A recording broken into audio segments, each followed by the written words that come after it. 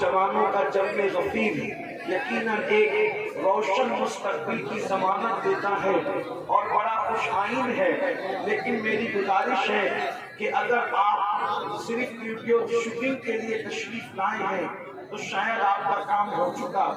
اور اگر آپ اللہ و رسول کا ذکر سننے کے لیے آئے ہیں تو میری آپ سے گزارش یہ ہے کہ آپ نے مجھ سے پیشتر بڑے بڑے خطبہ کو سن لیا ہے، بڑے بڑے دانشوروں کو سماعت کر لیا ہے۔ ماشاءاللہ ہمارے ممبر پر ایسے ایسے خطبہ موجود ہیں کہ وہ خود کہیں جاتے ہیں تو ہزاروں کا مجمع اکٹھا ہوتا ہے۔ علامہ صاحب رضا نوری صاحب بھی ہیں، ہمارے بہترین نقیب جناب قاری یوسف صاحب سنبھلی بھی موجود ہیں، مفتی قاسم صاحب بھی، اور بھی دیگر علماء خطبہ زعما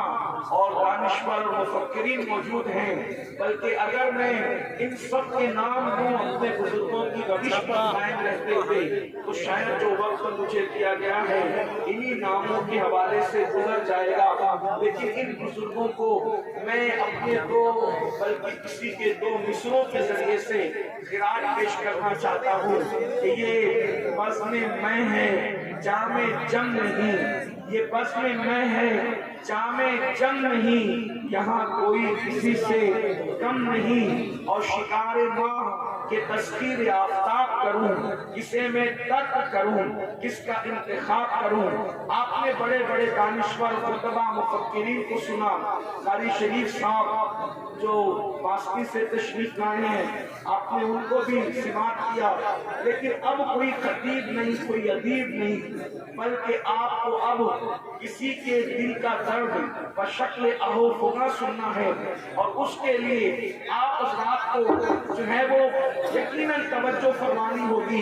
اتنے ہزاروں کی تعداد میں جہاں نوجوان جمع ہو جائیں،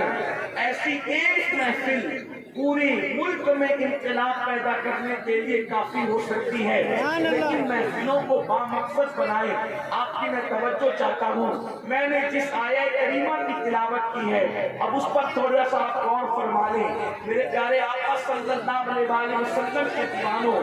قرآن اور حدیث کی یہ خصوصیت ہے،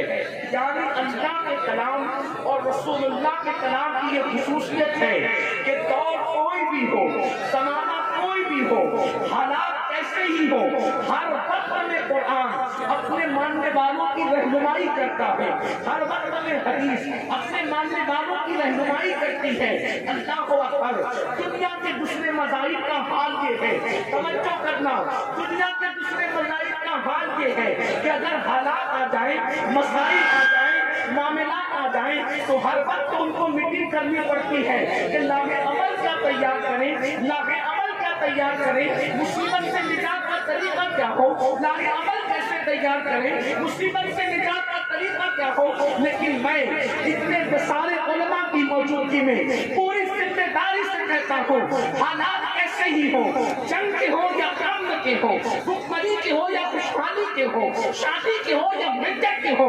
مسلم امہ کو کہیں میٹنگ کرنے کی ضرورت نہیں ہے کہ ہم ان مسائل سے نپٹنے کے لیے لاغ عمل کیا تیار کریں۔ آج سے 1450 سال پہلے قرآن کی شکل میں ہمیں لاغ عمل عطا کر دیا گیا ہے، حدیث رسول کی شکل میں لاغ عمل عطا کر دیا گیا ہے۔ آج میری قوم رونا روتی ہے، مولانا کوئی لاغ عمل بتائیں امت کی ترقی کے لیے، امت کی کامیابی کے لیے، امت کی کامرانی کے لیے۔ میں نے کہا قرآن کی موجودگی میں کون سا لاغ عمل ہوگا، حدیث کی موجودگی میں کون سا لاغ عمل ہوگا۔ لوگ تقریروں میں رونا روتے ہیں، مسلمانوں کا کوئی قائد نہیں، مسلمانوں کا کوئی رہنما نہیں۔ میں نے کہا نادار ہو گئے، کس قائد اور کس رہنما کی بات کرتے ہو؟ جس قوم کا قائد محمد رسول اللہ ہو،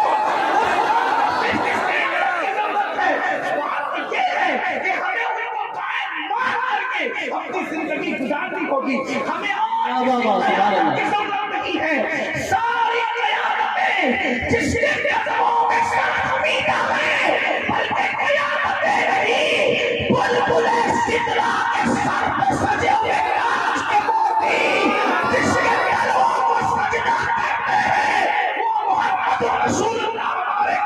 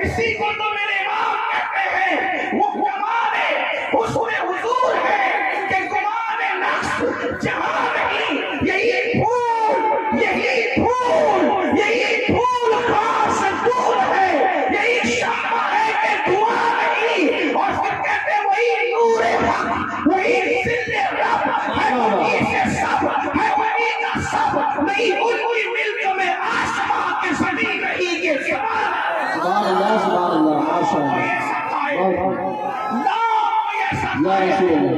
जो पेट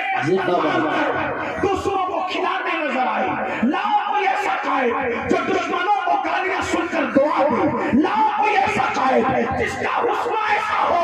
जिसका हुस्न अल्लाह को भी भा जाए। अल्लाह बचपने की सबन उस खुदा बाप की सूरत में सलाम, क्या हुस्न है, ऐसे यदि अवलाद तुम्हारा, अल्लाह भी है तालिबे दीदार तुम्हारा, और क्यों दीन के मुश्ताक हो हज़रत यूसुफ, अल्लाह का दीदार है, दीदार तुम्हारा। लाओ कोई ऐसा खाए, हमारा खाए तो हुस्न में बेमिसाल है, तक़वा में बेमिसाल है, हमारे खाए की शान ये है। अल्लाह अकबर, क़यामत हमारी ऐसी है, इल्म बेमिसाल है, बल्कि अल्लाह हमारी क़यामत का आलम ये है कि फरिश्ते भी जिसकी इब्तिदा करते हैं वो हमारी नारे तकबीर, नारे रिसालत, नारे हैदरी,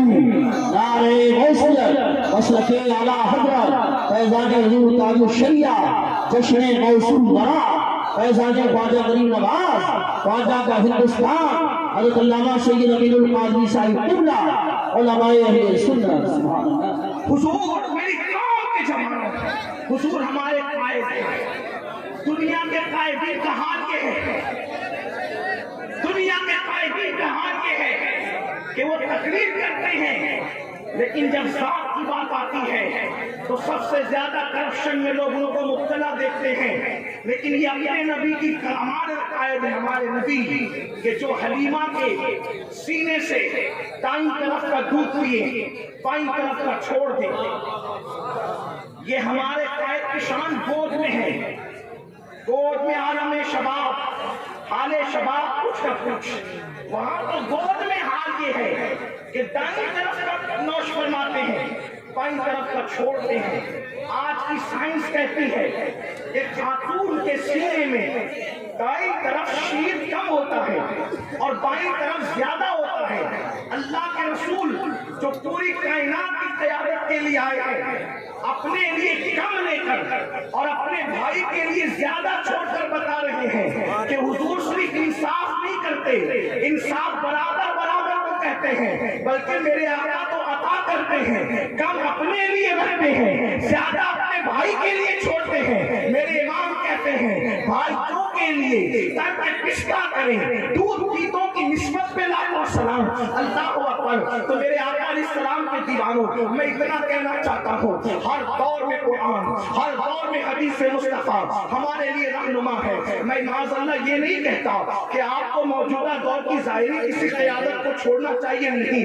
असल क़यादत हमारे हुजूर है हमारे लिए, बल्कि हमारे लिए तो हर चीज की असल वही है, खुदा के बाद सब कुछ वही है। इमाम कहते हैं वही जल व शहर है, वही असल आलम बैर है, वही नैर है, वही बैर है, वही पाक है, वही ठाक है। अल्लाह अकबर, उनकी शान ही निराली है। मेरे आका अलैहिस्सलाम के प्यारे दीवानों, तो आका हमारे कायद है। अब आइए मैं आपको बताऊं, जब मैंने ये बात शुरू में कह दी कि हर मसले का हल कुरान और सुन्नत में मौजूद है, तो आइए दुनिया इस वक्त तीसरी आलमी जंग की तरफ बढ़ रही है। अब मेरी असल उन्वान की तरफ मैं आना चाहता हूँ। पूरी दुनिया तीसरी आलमी जंग, थर्ड वर्ल्ड वॉर की तरफ बढ़ रही है, और पूरी दुनिया के दानिश्वर ये कह रहे हैं, कुछ कहते हैं जंग शुरू हो चुकी है, कुछ कहते हैं जंग शुरू होने वाली है। बहरहाल कुछ लोगों का ख्याल तो ये है कि हालात ऐसे होंगे। तवज्जो करना मेरी कौम के जवानों,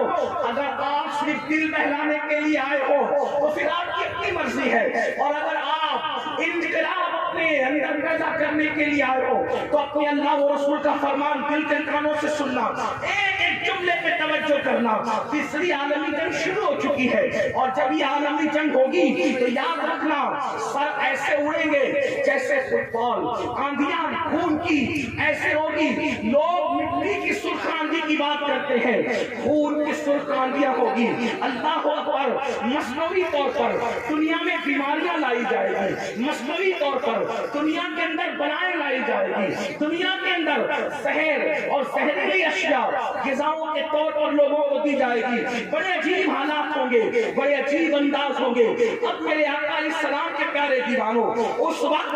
ہر ملک پر کسی ایک ملک کی بات نہیں کرتا، انڈیا، پاکستان، بنگلہ دیش، برطانیہ، امریکہ، کسی ایک ملک کی بات نہیں کرتا، بلکہ حالات کیا ہوں گے؟ جب تیسری عالمی جنگ ہوگی تو جنگ کرانے والے تو یہ چاہیں گے نا کہ ہمارے ذہن کا آدمی بیٹھے، تبھی تو ان کی مراد پوری ہوگی، ورنہ وہ جنگ چاہیں گے، کوئی امن چاہے گا تو ان کی مراد پوری ہوگی۔